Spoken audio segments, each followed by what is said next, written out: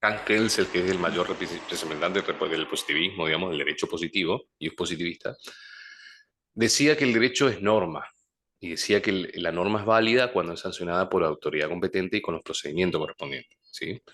Ahora, Carlos Cosio, en su teoría egológica, también en su teoría tridimensional del derecho, y repetida por Nino, dice que el derecho es más que norma. O sea, está de acuerdo con Kelsen en esa parte, pero esboza su teoría tridimensional que dice que el derecho es norma, es conducta humana en interferencia intersubjetiva, ese es el derecho subjetivo, y es, desde el punto de vista axiológico, también el valor justicia o conjunto de valores sociales.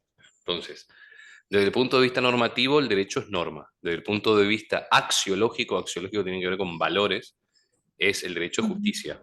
Y desde el punto de vista diquelógico, el derecho es una conducta humana en interferencia con otras conductas, que eso es lo que nosotros entendemos como derecho subjetivo. ¿Sí? Ujú. Esa nomás es la cosa. Entonces, Kelsen dice que el derecho es norma, Cosio le agrega que el derecho es norma, valor, justicia y conducta humana en interferencia intersubjetiva. Está O sea, tres bien. conceptos de derecho al precio de uno, y le tira el tipo, ¿eh? Sí, sí, porque sí, tenía ahí como como viste, ahí no entendía bien, pero está bien ahí, Bien. está. El concepto de derecho objetivo, ¿viste? Cuando te preguntan qué es derecho, tenés el derecho objetivo. ¿De qué derecho que te habla? El derecho objetivo y derecho subjetivo. Derecho, porque la palabra derecho es muy ambigua, significa muchas cosas. Sí. De farmacia hasta acá derecho, ¿no? Ahora, cuando nosotros hablamos del derecho, facultad de derecho, estamos hablando del punto de vista, no el punto de vista, sino la acepción objetiva del derecho, de la palabra derecho. Estamos hablando de el sistema o conjuntos de normas, ¿sí? Ese sistema conjunto de normas, el concepto universal es sistema conjunto de normas que es sancionada por autoridad competente, que es coactiva, coercible, coactiva, que regula la conducta del hombre en sociedad para alcanzar la paz y lograr la justicia. Ahí están las tres dimensiones del derecho en ese concepto. Es un conjunto de normas sancionadas por autoridad competente, coercible, coactiva, esa es la parte normativa. Que regula la Ujú. conducta del hombre y sociedad, esa es la parte diquelógica, del derecho como interferencia intersubjetiva. Para lograr la paz social y alcanzar la justicia, esa es la parte axiológica del concepto, donde están los valores, es el concepto más amplio que hay. Bueno, Sí, bien. Em, bueno, habíamos quedado a ver em, las tipologías estamos. ajá, así en eso. Bueno, eso ya había explicado entonces que hay una tipología racional normativa, una tipología historicista, una tipología sociologista y una dialéctica. Bien. Las características de memoria, el entender, es lo que yo te expliqué. Y Ujú. de la tipología vamos a hablar ahora del constitucionalismo. Vamos a tocar esos tres grandes temas y vamos a empezar a leer. Cuando hablamos del constitucionalismo estamos hablando de un movimiento histórico-político, o sea, un movimiento que ha evolucionado en la historia. ¿Eh? Y es político porque tiene como fin este movimiento ponerle un freno al poder del rey en ese momento, ¿sí? Ponerle unos límites a través de una constitución, ¿no? Y fundar el Estado moderno con una constitución escrita, que es el mismo límite que tiene el monarca, que va a tener. Entonces el constitucionalismo nace como un reclamo al gobierno para limitar sus prerrogativas, su poder y garantizar derechos a las personas.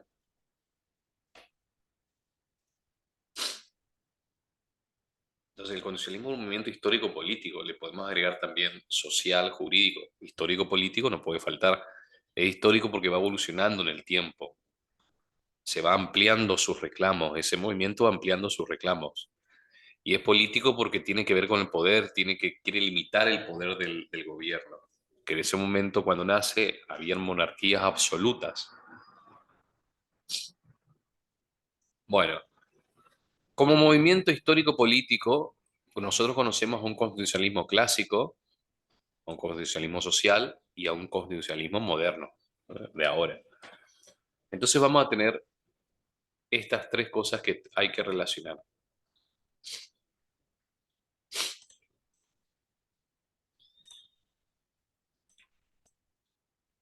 Tenemos constitucionalismo clásico. En el constitucionalismo clásico se buscaba garantizar los derechos de primera generación, hoy llamados de primera generación, que son los derechos individuales. Los derechos individuales son los derechos civiles, cívicos y políticos. Es decir, ¿para qué estaba el constitucionalismo? Para limitar el poder del monarca en ese momento, del rey, para garantizar que los derechos individuales de las personas, derechos civiles, cívicos y políticos. Algunos libros dicen derechos civiles y políticos nomás. Ponen civiles y cívicos como lo mismo, pero hay otros que separan. ¿Qué son los derechos civiles? Los derechos inherentes a la... son muy parecidos a lo que nosotros llamamos también derechos personalísimos, pero que tienen que ver con los derechos fundamentales del hombre. ¿Sí? Ujú. Por ejemplo, la vida, la integridad física, la libertad o las distintas manifestaciones de la libertad. Acá, por ejemplo, en la Constitución Nacional, en nuestra Constitución Nacional de 1853, se ven ejemplos de derechos individuales en el artículo 14, que son ejemplos de las manifestaciones de la libertad. Todos los habitantes de la nación gozan de los siguientes derechos conforme a las leyes que reglamentan su ejercicio, a saber, y ahí vienen, a entrar, permanecer, transitar libremente el país, a ejercer toda industria lícita, a trabajar, o sea, en verdad es el derecho a la libertad para trabajar, el derecho a la libertad para entrar, así, ¿no? Son Ujú. manifestaciones de la libertad. La propiedad. Ahora, presta atención, para que el Estado pueda garantizar estos derechos a los ciudadanos, el Estado tiene que ser un Estado gendarme. ¿Qué hace un gendarme? Se queda parado vigilando. Un Estado gendarme, no es lo mismo un Estado policial. El Estado gendarme se queda ahí parado. Vigila, controla, que no se pasen de la raya. Pero el gendarme no interviene, a menos que haya quilombo. Entonces, el Estado debe garantizar el cumplimiento de esos derechos brindando seguridad, salubridad y moralidad pública. Todo lo demás pertenece a la órbita de los particulares. Y presta atención porque esto cobra, esto está en tema hoy, vigente, hoy Milei habló en Davos y dijo esto. Ujú. ¿Sí? Entonces, y la economía, el Estado no tiene que intervenir en la economía o tiene que tener una intervención mínima. Regía acá en el siglo XVIII, cuando nace eso, el principio francés, dejar hacer, dejar pasar, que si te lo aprendes en francés y lo decís ahí sería buenísimo. Es laissez-faire, laissez-passer, o passer, o cómo se escribía, vamos a ponerle así. Dejar hacer, dejar pasar. Esto es un principio del liberalismo. Acá en esta época está de moda el liberalismo. El constitucionalismo y el liberalismo van de la mano. El liberalismo político es el que reconoce las libertades públicas de las personas. El liberalismo económico, llamado luego por Adam Smith capitalismo, capitalismo, o sea, libertad económica. Eso tanto que nos gusta que estuvimos hablando la otra vez. Entonces, Sí. el Estado para garantizar, escuchá, los derechos de primera generación, derechos civiles, cívicos y políticos, tiene que ser un Estado gendarme, brindar seguridad, salubridad y moralidad pública. Ese fue el logro del constitucionalismo clásico. Ujú. En la economía regía la mano invisible, ¿no? De Adam Smith, la mano invisible es el mercado, lo que regula la economía, por eso invisible, se regula solo. Después,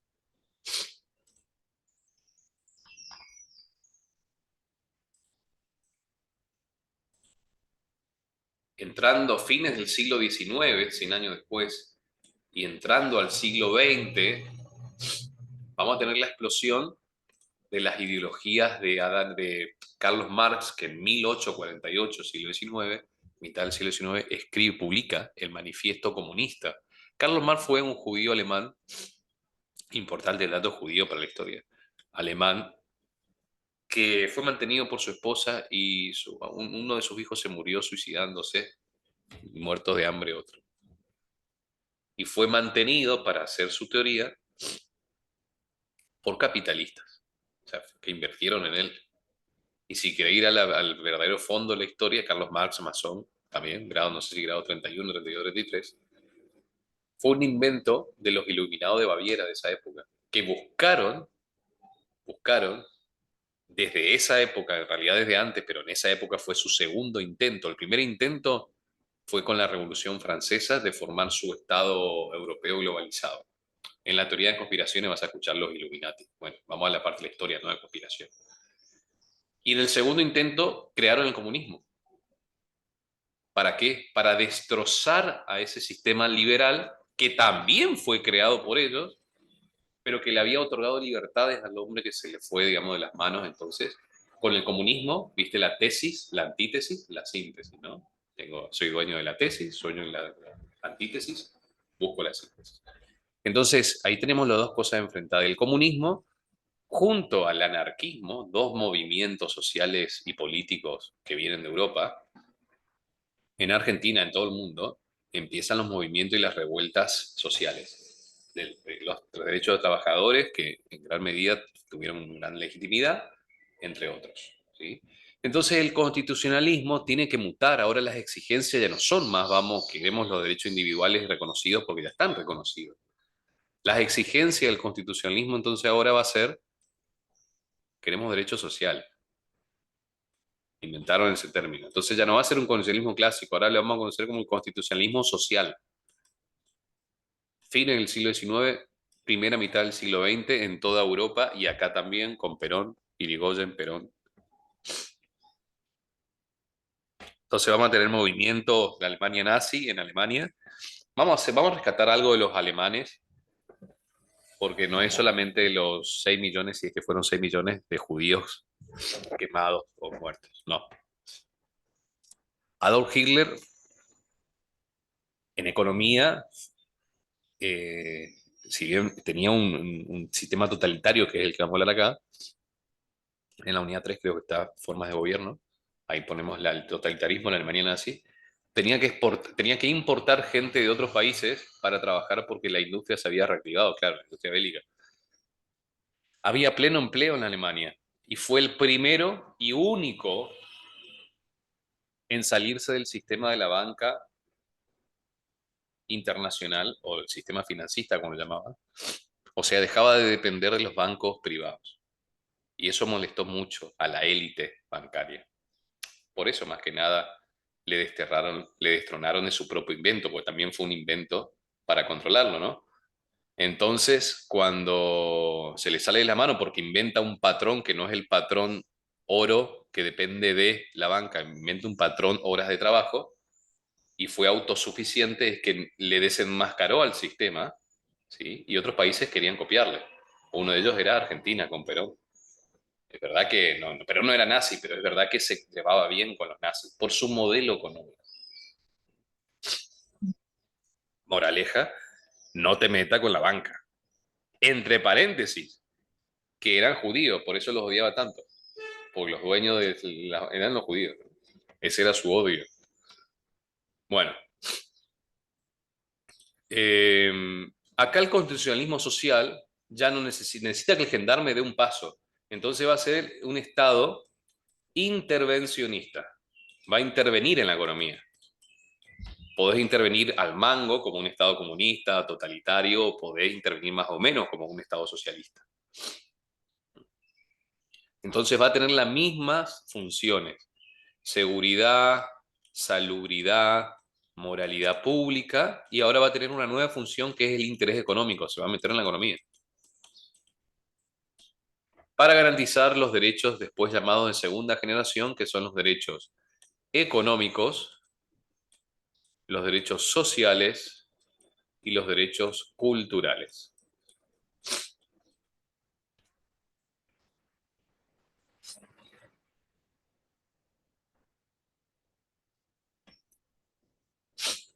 O sea que la otra vez estuvimos hablando estoy en un círculo, viste, estoy en varios círculos, hay por ahí hay gente más Ujú. grande, y estábamos hablando de quién mató a John Lennon. Entonces salió un tema interesante. Era como que todos sabían así, tenían la misma teoría, pero nadie quería patarse de boca para no quedar rarito, ¿viste?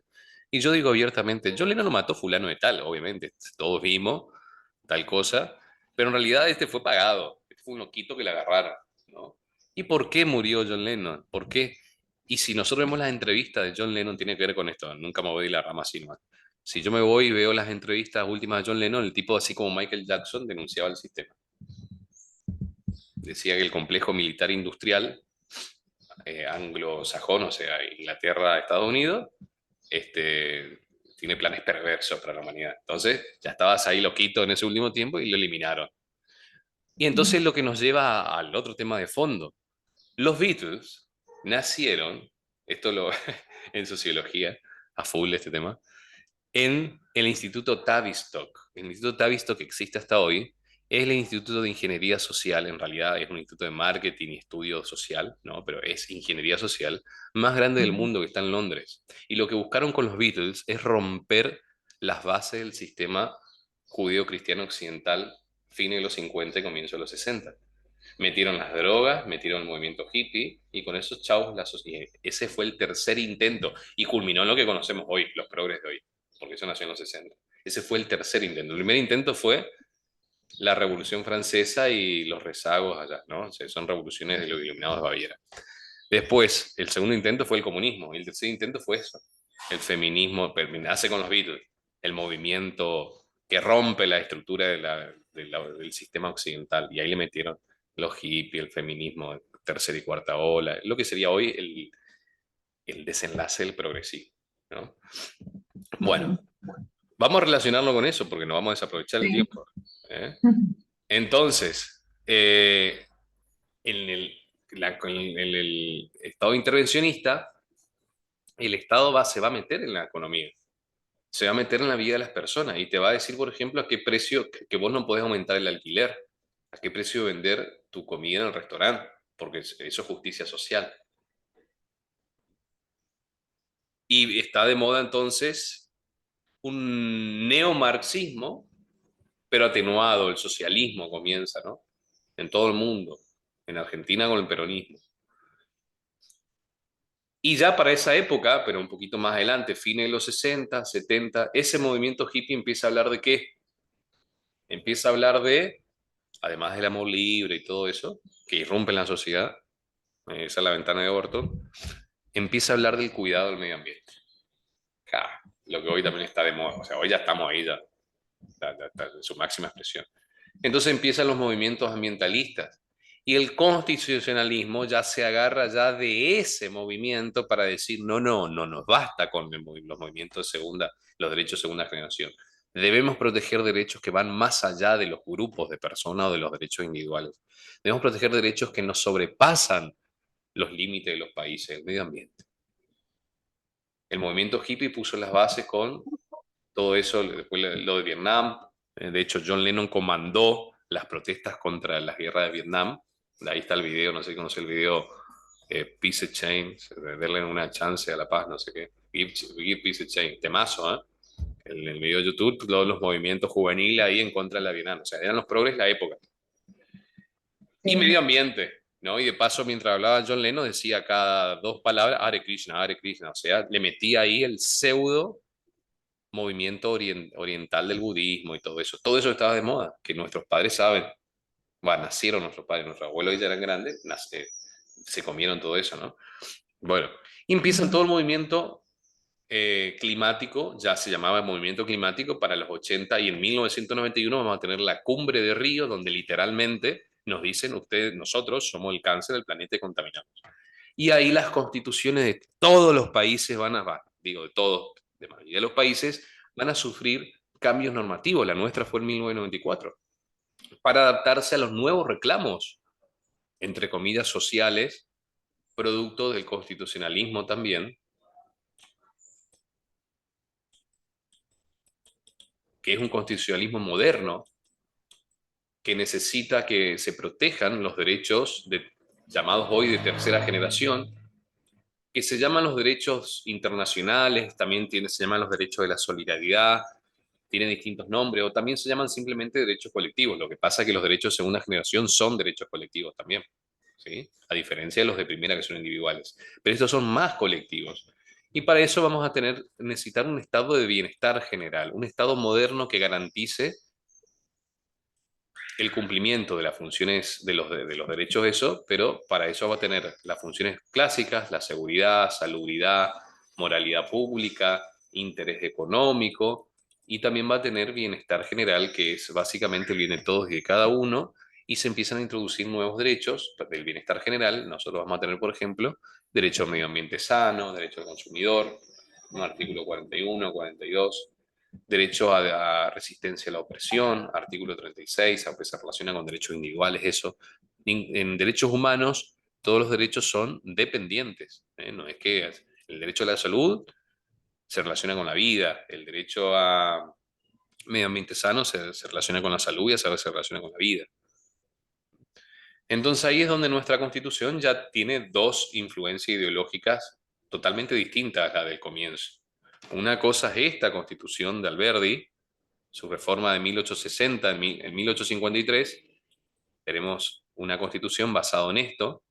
En 1860 se reforma por primera vez, en 1898 se reforma por segunda vez, pero recién se va a cambiar la ideología de nuestra constitución, o sea, se va a apartar del liberalismo, como lo conocíamos, en 1949 con la reforma de Perón y 1957 con la de los militares, que ponen algo de lo que habían suspendido de Perón. Y después ya tenemos una ideología ya muy intervencionista con respecto a la última reforma de 1994, ¿no? Bueno, ¿qué es lo que hay que relacionar acá? Constitucionalismo con Estado. El constitucionalismo clásico, el Estado gendarme, y con derechos, derechos de primera generación, derechos individuales, derechos civiles y políticos. El constitucionalismo social con un Estado intervencionista para los derechos de segunda generación, económicos, sociales y culturales. El constitucionalismo moderno, con un estado de bienestar general, también se llamaba el estado intervencionista de bienestar general, pero propiamente se llama hoy, porque acá tenemos la frase donde hay una necesidad, nace un derecho al bienestar general. ¿Sí? Esa es la filosofía detrás. Totalmente una falacia, porque entonces Hitler tenía la necesidad de esto, entonces tienen el derecho a esto. ¿No? Es una falacia eso. Y además también porque alguien tiene que pagar ese derecho. Bueno, así se debe estudiar este tema. Constitucionalismo, Estado, derecho. Constitucionalismo, Estado, derechos.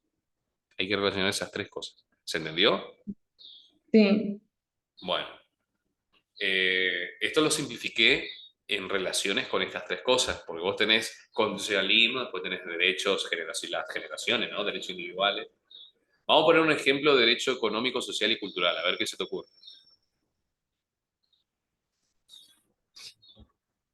de derecho. Sí, derechos económicos, ¿qué pueden ser? A ver. Esto igualmente está en eh, la parte donde está la bolita de declaraciones de derechos y garantías. Ahí les playamos a full, pero acá vamos a tener una noción general. O sea, en la unidad uno vos tenés esta estructura. Un ejemplo desde ahora. ¿Qué sería un derecho económico? un derecho económico a... No, no los tengo, decime. Igual remuneración por igual tarea, salario Ah, mínimo vital y móvil, artículo 14 bis, primer párrafo. ujú. Derecho social, educación gratuita, Salud, salud, a la salud. ayuda a la vivienda. Bueno, el derecho a Ujú. la salud en realidad se pone como tercera, ¿eh? ¿De tercera? En la vivienda, las prestaciones sociales del artículo 14 bis del tercer párrafo, por ejemplo. La educación gratuita es un derecho social. Un derecho cultural, por ejemplo, en sentido estricto, bueno, que haya subvenciones el Instituto de Cultura X, que ahora se cierra, ¿no? Instituto Nacional del Teatro, el INCA, el Estado garantizando los derechos culturales. Que haya actividades gratuitas, que no son gratuitas porque alguien las paga, ahora ya sabemos, ¿no?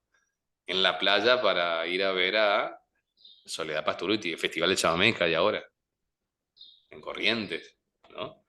Claro, hay Sí, entrada, pero no cubren todo, ¿eh? Eso con la nuestra. Entonces, derechos culturales. Es muy fácil si vos pagás el derecho. Bueno, entonces, esos son derechos económicos, sociales y culturales. Derecho de tercera generación. Derecho a un medio ambiente sano, artículo 41 de la Constitución, derecho de los consumidores, artículo 42, derecho a resistencia a la opresión, artículo 36 en uno de los parrafitos, derecho a la no discriminación, que está ahí escondido en el artículo 43, en medio de varias cosas. Y de ahí se desprenden otros derechos, porque por ejemplo el derecho a la no discriminación es no discriminación por identidad sexual, no discriminación por raza, se desprenden otros derechos que Ujú. dependen de eso, ¿no? Bueno, a la vez el derecho a medio ambiente sano, si lo desprendemos del derecho a tener parques, el derecho a no contaminar, o sea, tenemos el derecho madre y tenemos lo que implica material y concretamente. Bien, Sí. bueno, Vos sabés que yo ahora que que estás desglosando todo esto, me quedo pensando que yo lo leía y lo estudiaba y lo miré ahora justamente en, en taller, ¿viste? ajá, Y los decíamos o los estudiábamos porque me pasa a mí en los grupos, digamos, que entraba en el derecho de primera generación, de segunda, de tercera, los estudiabas así claro. sin razonar, digamos, Bueno, a esto todos, estoy ¿eh? relacionando, razonando, digamos. Esto es relación. Claro, ahora es como que le encontrás el sentido. Y claro, mira, acá esto tiene actualidad. Mi ley está acá, Sí. Massa estaba acá, principalmente en el último. Entonces, mi ley con su DNU propone volver al Estado liberal gendarme, que la economía mínimamente un estado una intromisión del Estado, un intervencionismo mínimo, y que nos encarguemos nosotros, libertad de mercado, libertad de empresa, de regulaciones. ¿Entendés? Entonces vos decís, Ujú, che, pero la educación la voy a pagar, y bueno, estamos en acá, porque él entiende que así fuimos, digamos, más libres y fuimos prósperos. ujú, Lo feo de acá, lo lindo es que suena bonito, ujú. feo es que no fue bonito. Lo lindo es que suena Por bonito. más por más movimientos que hubo del clima, de esto, cada vez peor, ¿entendés? Bueno, O sea, pará, es como que estaban las leyes, pero sí, fue cada vez peor. Yo Natalia, vivo acá donde vivo contaminada, digamos, Natalia, cada vez peor. una cosa es la contaminación, basurales abiertos, residuos de industria, perfecto. Otra cosa es el cambio climático. No, yo hablo de la deforestación, Ah, eso sí, obvio.